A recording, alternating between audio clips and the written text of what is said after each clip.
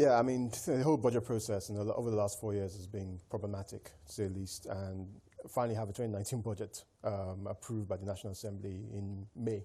But given the fact that it's been increased by about 86 billion, of that majority is security, but I think about 26 billion is extra money for the National Assembly for leaving allowances for those members who are not coming back. I think things like that, I'm not sure the president is going to be rushing to sign that budget. And also the budget does not include this increase in the minimum wage. The president also said a supplementary budget was going to go through. So I think there's quite a lot of work that needs to be done before that budget is ready to be signed. Two things you mentioned, Kayode. You said rushing. A lot of Nigerians and economic analysts and experts like yourself feel like we wasted a lot of time getting to this point from talks about 2 years ago till January up until now. Now, instead of the January to December calendar as anticipated even by the government, we now are looking forward to a June to June calendar possibly. Yeah, I think the problem is a symptom of the quite poor relations we had between the National Assembly and the executive. I think one of the things the new National Assembly needs to look at, and as well as the executive, I think is a two-way thing, is how to improve that relationship. We need to get back to a January-December period for budgeting, and that requires both sides to actually work together to get that done. Now we're in the process where, as you say, we're in May. We have a 2019 budget. I mean, the government can't shut down because of elections. Now come back up. We have a new National Assembly in June. There's key items like minimum wage, increasing minimum wage, are not included in this budget that's just been passed. So many would argue, what's the point signing this budget if that key thing, the supplementary budget is going to have to come through to make some of these payments. So it'll be interesting to see what happens. Now we have something that looks like a riot act, for the lack of a better word to use at the moment, being read out to states across the Federation saying the government essentially did not make provision for payment of minimum wage. So you all have to go out and show up your internally generated revenue in order to meet up with this statutory, now we can call it that, requirement as part of the minimum wage. How do you reckon the states would be able to follow this instruction, given current realities? I mean, the thing about it is that, the federal budget does deal with minimum wage for federal workers. The states are left by their own to try and address the increase in minimum wage, and a number of states already said they can't afford it. I think the government tried to carry the states along because the Governors Forum met to discuss the minimum wage and come to some kind of agreement with the federal government. I think states have to increase the IGR. They're going to have to start looking at FAC again.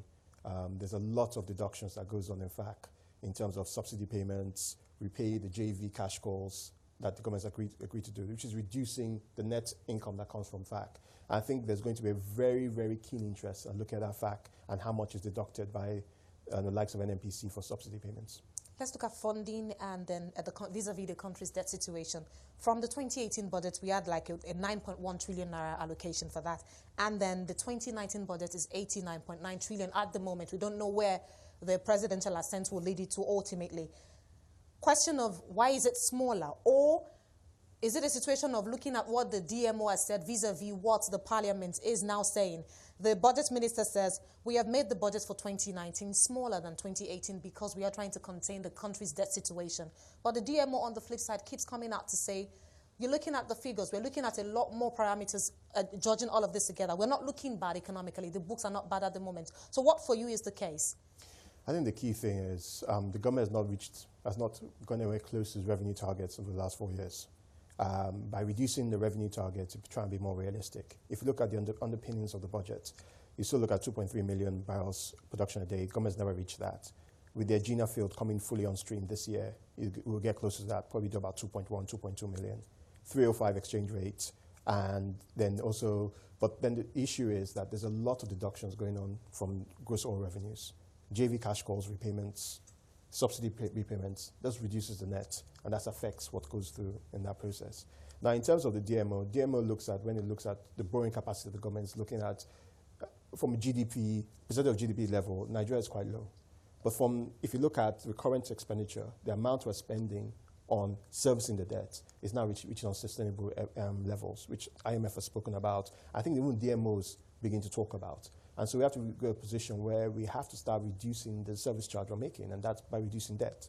And we can only reduce debt if we can increase revenues from other sources. And the government's trying to plug in gaps through things like IPIS and the salaries, custom revenues increasing, and various other things, but they need to do more.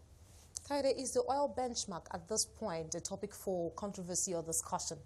Because we have had analysts who have said, given the way that things are playing out at the moment, Shall we go down and take the $60 per barrel benchmark down to some 55, 54 just to be safe?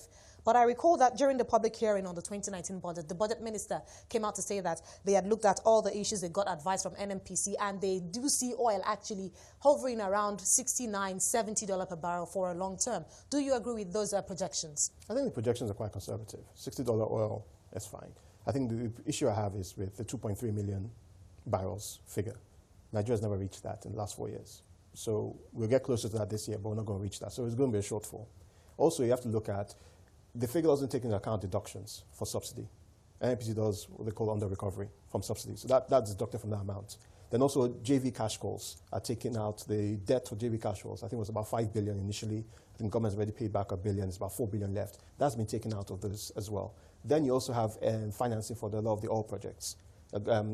What the NNPC is doing is a lot of pre-sales. So barrels of oil for financing now to restructure things like refineries and also CapEx for a lot of oil fields. That's going to reduce the amount of take the government takes, and that's not reflected in those figures. So a real analysis, and I think NNPC and the government is a bit opaque about what is actually coming in. There needs to be a lot of analysis as to, okay, what have we committed to? What are we getting? What's the net amount we're going to receive, despite all the benchmarks, so we can plan according to that, rather than talking benchmarks, Kayode, is anybody wondering or considering the fact that there are OPEX restrictions to be considered also? I recall you mentioned projections to put out as much as 2.3 million barrels per day. Yeah, I mean, the OPEC, I think Nigeria's OPEC is about 1.8. It used to be 2. Yes. They moved it down to 1.8. But it doesn't include condensate. Now, Nigeria probably does between 1.6 and 1.7 million of oil. The rest is condensate at the moment. Egina, I suspect, is going to be condensate as well, so it's not going to be part of the OPEC figure. So I think in terms of oil production, and if you look at all the disruptions that we normally have during a year, Nigeria probably does about 1.8 million, 1.7, 1.8 million of actual oil, which is under OPEC. The rest, they do about 300,000 normally of condensate. If Egina comes in as condensate, that's another 200,000 of condensate, make 500,000. So you probably see Nigeria around 2.1. So it's not going to breach the OPEC restrictions at this moment in time. But some of the other projects, especially the onshore projects that are happening with indigenous guys like Shell, like Seplat, guys like Shell are doing to increase production of onshore oil, which is not condensate.